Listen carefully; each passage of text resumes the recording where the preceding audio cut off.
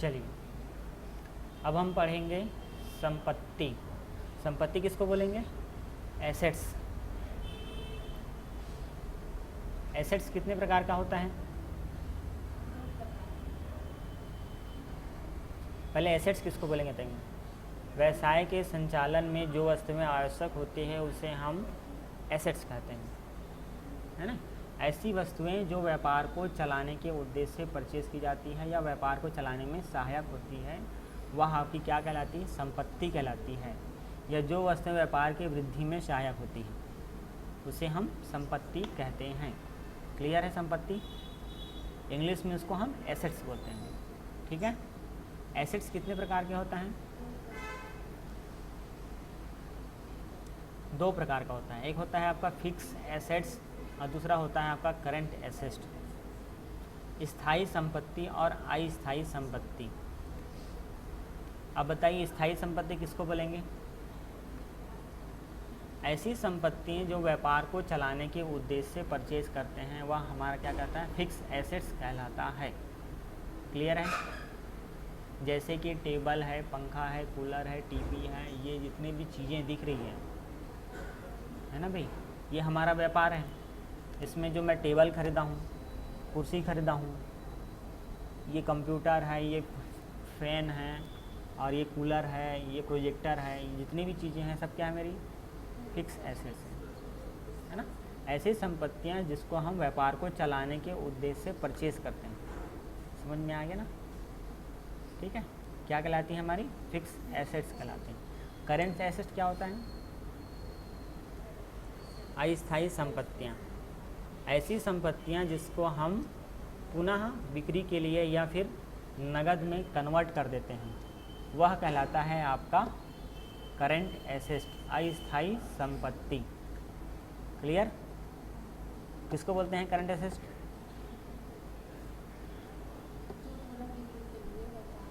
जैसे मैं ये टेबल खरीदा, किसके लिए खरीदा हूँ? बेचने के लिए, तो क्या कहलाएगा? ये करंट एसेट्स। लेकिन इस टेबल को मैं खरीदा हूँ व्यापार को चलाने के लिए, तो क्या हो जाएगा? फिक्स एसेट्स हो जाएगा, स्थायी संपत्ति जाएगा ना। कार जो होता है कौन सा एसेट होता है आपका? कार आपकी संपत्ति है, घर आपकी संपत्ति है ना। और क्या आएगा? बाइक आएगा, कार आएगा, भवन आएगा, भूमि आएगा और आपका प्लाट ज़मीन आएगा। ये सब क्या आपकी फिक्स एसेट्स। करंट एसेट्स में क्या आएगा? जिन चीज़ों को हम बेचने के लिए खरीदते हैं, किसके लिए खरीदते हैं? बेचने के लिए, वो क्या होता है आपका? Current assets. कैश आपका कौन सा एसेट्स होता है? रुकता है पैसा, हाँ ठीक है। क्लियर है? रुक जाता है पैसा घर में, ताला लगा देते नहीं। ठीक है, समझ में आ गया? तो इसमें बताया गया है पूरा इसको विस्तार से, और कॉमर्स की भाषा में है थोड़ा ये क्षय संपत्ति, कृत्रिम संपत्ति और तरल संपत्ति। ठीक है। क्षय संपत्ति क्या होता है? वे संपत्ति होती है जो व्यापार में प्रयुक्त होकर समाप्त हो जाती है। कुछ चीज़ें आपकी ऐसी संपत्ति होती है जो व्यापार में उपयोग करते वक्त समाप्त हो जाती है। ऐसी संपत्ति को भी हम करंट एसेट्स बोलते हैं। ठीक। कृत्रिम संपत्ति वे जिनका भौतिक स्वभाव नहीं होता है। तरल संपत्ति में आपके जितने भी शीघ्र रोकड़ परिवर्तित तरल संपत्ति, चालू संपत्ति, स्टॉक कहलाता है। जो आपका कैश आता है वो तरल संपत्ति में आता है। ठीक है। तो एसेट्स आपको समझ में आया? संपत्तियाँ दो प्रकार की होती है, फिक्स एसेट्स और करंट एसेट्स। अब आते हैं हम दायित्व। दायित्व क्या होता है?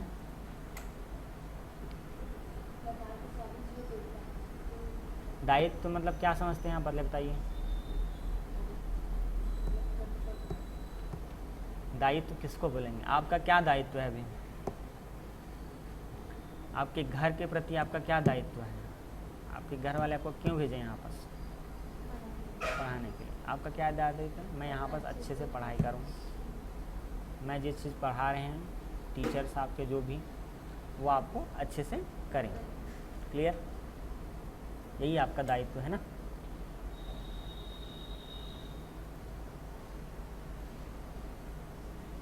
तो हमारा दायित्व मतलब होता है लायबिलिटीज़, इंग्लिश में बोलते हैं लायबिलिटीज़, ठीक है। व्यापार को अपने स्वामी को जो देना होता है एवं अन्य व्यक्तियों को जो देना होता है, जो ऋण देना होता है, ये सब आपका क्या होता है, दायित्व होता है, व्यापार का दायित्व होता है। कहने का मतलब ये है, व्यापार के स्वामी को, स्वामी का मतलब समझते हैं ना, कैपिटल, व्यापार का स्वामी जो पैसा लगाया है, तो व्यापार का ये दायित्व है ना उस पैसे को वापस करें। और जो आप बाहर से अदर्स कहीं से लोन लिए हो, ऋण लिए हो, तो किसका दायित्व है, ये व्यापार का, व्यापार का दायित्व है कि इस पैसे को वापस करें, ठीक है। अब दायित्व आपके दो प्रकार के होते हैं, कौन कौन से, फिक्स लायबिलिटीज़ और करेंट लायबिलिटीज़। फिक्स लायबिलिटीज़ क्या होता है, स्थायी दायित्व, और करेंट लायबिलिटीज़ अब क्या होता है, अस्थायी दायित्व। अब फिक्स लायबिलिटीज़ क्या होता है, ऐसे दायित्व होते हैं जिनका भुगतान एक दीर्घ समय के बाद किया जाता है, वह आपका फिक्स लायबिलिटीज़ होता है। जैसे कि आप 2 से 3 साल, 4 साल, 5 साल के लिए कोई लोन लेते हो, फिक्स लायबिलिटीज़ है आपका, ठीक है। करेंट लायबिलिटीज़ क्या होता है, वे दायित्व होते हैं जिनका भुगतान आपको 1 साल के अंतर्गत करना होता है, ठीक। जैसे कि बताओ, अल्पकालीन किसी से ऋण लेते हो आप, देनदार, लेनदार, ये हमारे क्या होते हैं, करंट लायबिलिटीज़ होते हैं, ठीक है। समझ में आया दायित्व क्या होता है कि नहीं आया, दायित्व क्या होता है और कितने प्रकार का होता है, कौन कौन से, फिक्स लायबिलिटीज़ और करंट लायबिलिटीज़, ठीक है। अब हम पढ़ेंगे एक्सपेंसेस। एक्सपेंसेस क्या होता है, एक्सपेंसेस मतलब क्या समझते हैं आप, एक्सपेंसेस मतलब होता है खर्च, हिंदी में खर्च बोलते हैं, है ना भाई। व्यापार में लाभ की दृष्टि से आप खर्च करते हैं, वो आपका एक्सपेंसेस कहलाता है। एक्सपेंसेस कितने प्रकार का होता है, 2 प्रकार का होता है, एक होता है आपका डायरेक्ट एक्सपेंसेस, एक होता है आपका इनडायरेक्ट एक्सपेंसेस। इसको बोलते हैं प्रत्यक्ष एक्सपेंसेस और दूसरा होता है अप्रत्यक्ष एक्सपेंसेस। वह व्यय जो अप्रत्यक्ष रूप से किया जाता है उसे हम कहते हैं डायरेक्ट एक्सपेंसेस, मजदूरी, गाड़ी भाड़ा, सीमा शुल्क, आयात शुल्क। या हम कह सकते हैं जिसका लाभ हमको तुरंत मिल जाता है वह हमारा डायरेक्ट एक्सपेंसेस में आता है। जैसे गाड़ी भाड़ा, उसका पेमेंट आप तुरंत करोगे, है ना भाई, गाड़ी भाड़ा समझते हैं ना, वेजेस बोलते हैं इंग्लिश में, ठीक है। सीमा शुल्क आपको देना होता है, ये आपका डायरेक्ट एक्सपेंस है। इनडायरेक्ट क्या होता है, वह जो अप्रत्यक्ष रूप से किया जाता है, जिसका लाभ लंबे समय तक प्राप्त होता है, अर्थात जो व्यापार के लाभ के वृद्धि के लिए किया जाता है, वह सब क्या कहलाता है, आपका इनडायरेक्ट एक्सपेंसेस कहलाता है। जिसकी वेतन है, वैधानिक व्यय है, छपाई है, लेखान है, सामग्री, कमीशन, किराया, मजदूरी, बैंक व्यय, मरम्मत, डाक व्यय आदि। इनडायरेक्ट एक्सपेंसेस ऐसे खर्च होते हैं जिसका लाभ आपको लंबे समय तक मिलेगा, ठीक है। आप व्यापार की दृष्टि से खर्च करते हैं और ऐसा खर्च करते हैं जिसका लाभ आपको लंबे समय तक मिलेगा। जैसे एडवर्टाइजमेंट कराते हैं आप, उसका लाभ तुरंत मिलेगा क्या, लोग उसको पढ़ेंगे, देखेंगे, समझेंगे, तब आएंगे, खर्च करते हैं ना आप। किसी को कमीशन देते हैं आप, हम स्टाफ को सैलरी देते हैं, सैलरी नहीं देंगे तो काम होगा क्या, ये सब क्या है, हमारे खर्चे हैं। किराया देते हैं हम, ये भी हमारे क्या हैं, खर्चे हैं। क्लियर, तो समझ में आ गया। एक्सपेंसेस, एक्सपेंसेस कितने प्रकार के होते हैं, 2 प्रकार के। कौन कौन से होते हैं, इनडायरेक्ट। डायरेक्ट किसको बोलेंगे, ऐसे खर्च करते हैं जिसका लाभ हमको तुरंत मिल जाता है, या जो प्रत्यक्ष रूप से होता है, ठीक है। और ऐसे खर्च करते हैं जिसका लाभ हमको लंबे समय तक मिलेगा, वह आपका क्या होता है, इनडायरेक्ट एक्सपेंसेस कहलाता है। क्लियर। अब इसमें दिया हुआ है स्टॉक। स्टॉक मतलब क्या समझते हैं आप, स्टॉक मतलब होता है आपका जो माल बच जाता है, शेष माल बोलते हैं, वह क्या कहलाता है आपका? स्टॉक कहलाता है। तो यह स्टॉक किसको बोलेंगे? व्यापारिक वर्ष में जो माल बिना बिके वर्ष के अंत में बच जाता है उसे हम स्टॉक कहते हैं। ठीक है, जैसे हमारा ये जो व्यापारिक वर्ष चल रहा है, इस वर्ष में जो सामान हमारा बच जाता है वह क्या कहलाएगा? स्टॉक कहलाएगा। क्लियर?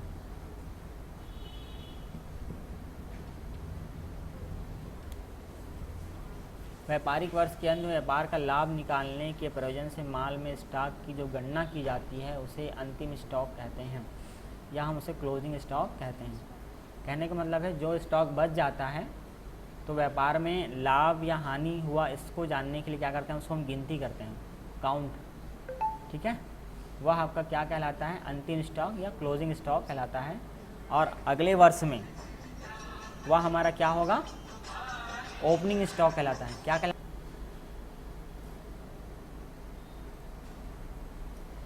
चलिए बताइए, शेष माल स्टॉक क्या होता है? वर्ष में जो व्यापारिक वर्ष में जो माल बच जाता है उसे हम स्टॉक कहते हैं। ठीक है, और व्यापार की लाभ को जानने के लिए हम क्या करते हैं? स्टॉक की गिनती करते हैं, गणना करते हैं, उसे हम क्या करते हैं? क्लोजिंग स्टॉक कहते हैं। ठीक है, और यही क्लोजिंग स्टॉक क्या होता है? नए वर्ष में। ठीक है, हमारा व्यापारिक वर्ष क्या है? 1 अप्रैल से 31 मार्च। जब फिर 1 अप्रैल आएगा तो जो बचा हुआ माल क्या हो जाएगा? ओपनिंग स्टॉक कहलाएगा। क्या कहलाएगा? ओपनिंग स्टॉक कहलाएगा। ठीक है, अब है आपकी प्रविष्टि यानी एंट्री। किसको बोलते हैं? एंट्री।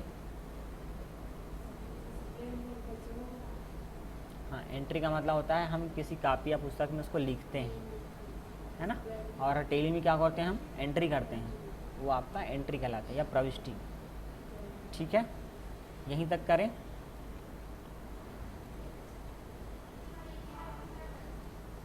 खाता। खाता किसको बोलेंगे?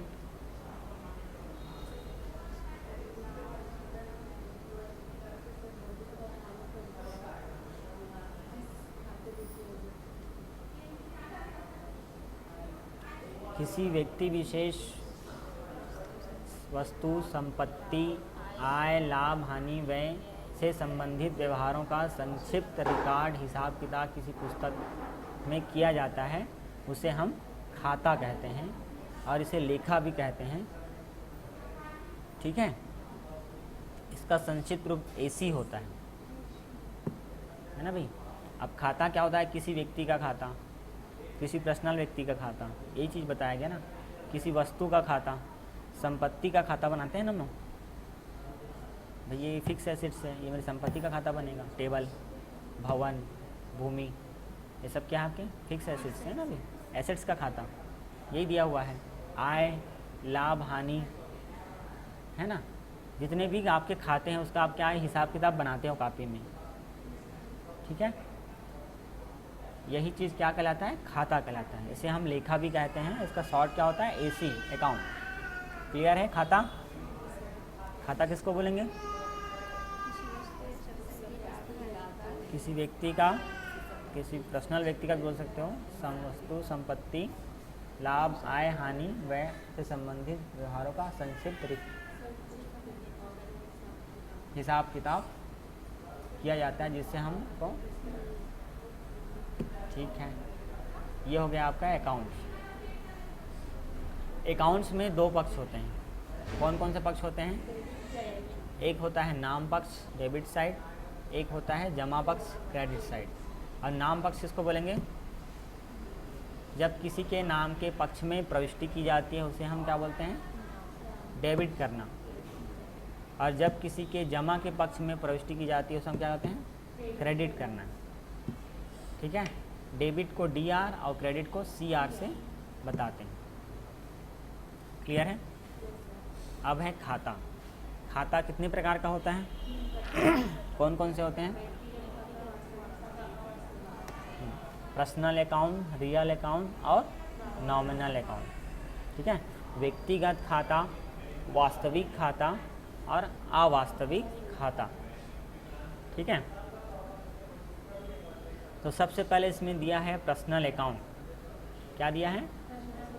पर्सनल अकाउंट को इसके हिसाब से, है ना भाई, 3 श्रेणियों में बांटा गया है। अकृत्रिम व्यक्तियों के खाते, कृत्रिम व्यक्तियों के खाते और प्रतिनिधि व्यक्तिगत के खाते।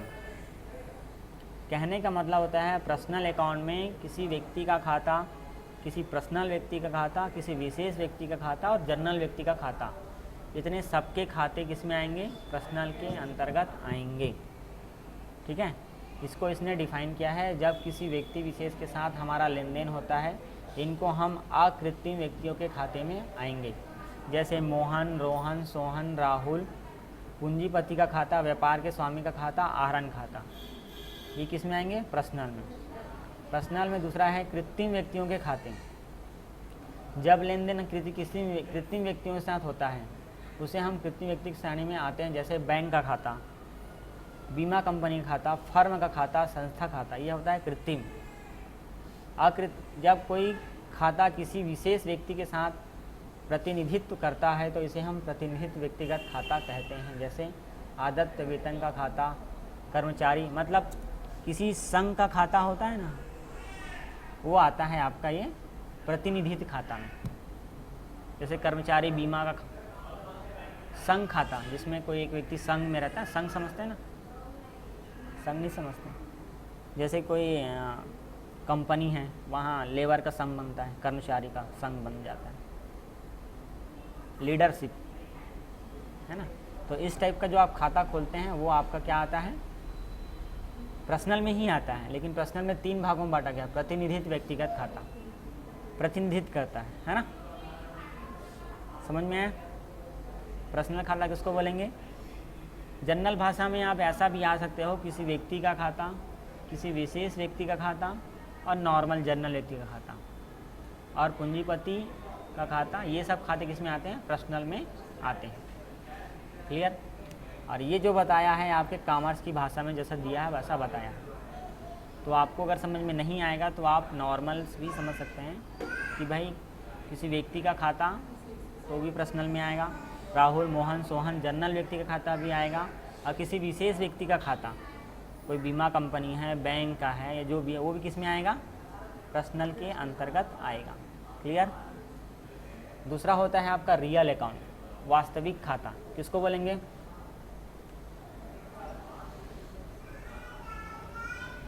नॉर्मल भाषा में देखें तो संपत्ति और धन से संबंधित जितने खाते हैं आपके रियल अकाउंट में आते हैं। क्लियर? क्या बोला मैंने? संपत्ति यानी कि एसेट्स एंड कैश, जो भी आपके खाते होंगे क्या होगा? आपका रियल अकाउंट के अंतर्गत आएगा। ठीक है, इसी को इसने डिफाइन किया हुआ है।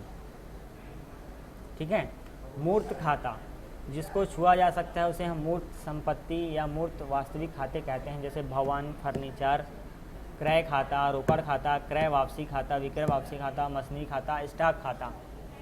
ठीक है, ये सब आपके मूर्त होते हैं। अमूर्त क्या होते हैं? जिनको हम छू नहीं सकते। जैसे नाम मात्र खाता होता है। ठीक है, अब नाम मात्र खाता क्या होता है बताओ भाई? कोई खाता हम प्रसिद्धि के नाम से खोलते हैं, जैसे ट्रेडमार्क, जैसे ये कंपनी है, इसका खाता खुलेगा वेदांश फूड, है ना। तो भाई ये तो कुछ है नहीं, पर है ना खाता। कोई व्यक्ति है वेदांश फूड? नहीं है, एक नाम रख दिया हम लोग, शिखर कंप्यूटर, है ना भाई। क्या है वो? ख्याति खाता, है ना, पहचान वाइज। तो ये क्या होगा आपका? क्या होगा ये आपका? अमूर्त खाते होते हैं, पर किस में आते हैं? रियल अकाउंट में। अगर आपको ये समझ में नहीं आता है तो आप इतना याद रखना, संपत्ति और धन से संबंधित जितने खाते होते हैं किस में आते हैं? Real account. जैसे कि ये टेबल का खाता बनाऊंगा तो किस में आएगा? रियल अकाउंट में। ये कुर्सी का खाता बनाऊंगा तो रियल अकाउंट में आएगा। ये पंखा का खाता बनाऊंगा तो रियल अकाउंट, ये रियल अकाउंट। लेकिन मैं इनका खाता बनाऊंगा तो पर्सनल में आ जाएगा, है ना। क्लियर? अब होता है आपका नॉमिनल अकाउंट। नॉमिनल क्या होता है? अवास्तविक खाता। अवास्तविक खाते में आपके आय, लाभ, हानि और व्यय से संबंधित खाते आते हैं। इसे हम नाम मात्र खाता भी कहते हैं। ठीक है, जैसे किराए का खाता, ब्याज का खाता, कमीशन खाता, बट्टा खाता, गाड़ी भाड़ा का खाता, वैधानिक खर्च खाता, वेतन खाता, मजदूरी खाता, कर खाता, कमीशन खाता, ख्याति खाता। ठीक है, तो आय से संबंधित जो खाते आप बनाओगे, आय में क्या आता है आपका? सैलरी है ना। आय समझते हैं ना कि नहीं समझते हैं? जो आप कमाते हैं, इनकम जो आपका होता है, आपका आय होता है ना, उसे इंग्लिश में इनकम बोलते हैं। ठीक है, ब्याज, कमीशन, इंटरेस्ट, ये सब जो खाते होते हैं किस में आते हैं? आपके नॉमिनल अकाउंट के अंतर्गत आता है। तो नॉमिनल अकाउंट में आप याद रख सकते हो आय, हानि, व्यय और प्रॉफिट, लाभ से संबंधित जितने खाते हैं आपके क्या होंगे? नॉमिनल अकाउंट के अंतर्गत आएगा। क्लियर? समझ में आया कि नहीं आया? देखिए अब देखते हैं डेबिट और क्रेडिट करने के नियम, रूल्स फॉर डेबिट क्रेडिट। ठीक है, व्यापार में ना जो हम डेबिट क्रेडिट करते हैं उसका रूल होता है। ठीक है, तो व्यापार में पाने वाले को डेबिट और देने वाले को क्रेडिट कहते हैं। ठीक, व्यापार में जो आता है वो डेबिट और जो जाता है वो क्रेडिट होता है। व्यापार में खर्च और हानि को डेबिट और आय और लाभ को क्रेडिट कहते हैं। व्यक्तिगत खाते की दशा में, मतलब पर्सनल अकाउंट के अंतर्गत जब होगा तो जो पाने वाला है वो डेबिट होता है और जो देने वाला है वो क्रेडिट होता है।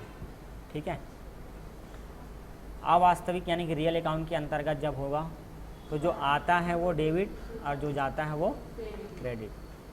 और अवास्तविक खाता नॉमिनल अकाउंट के अंतर्गत जब होगा तो खर्च और हानि आपका क्या होगा? और आय और इनकम आपका क्रेडिट होगा। क्लियर? समझ में आ गया?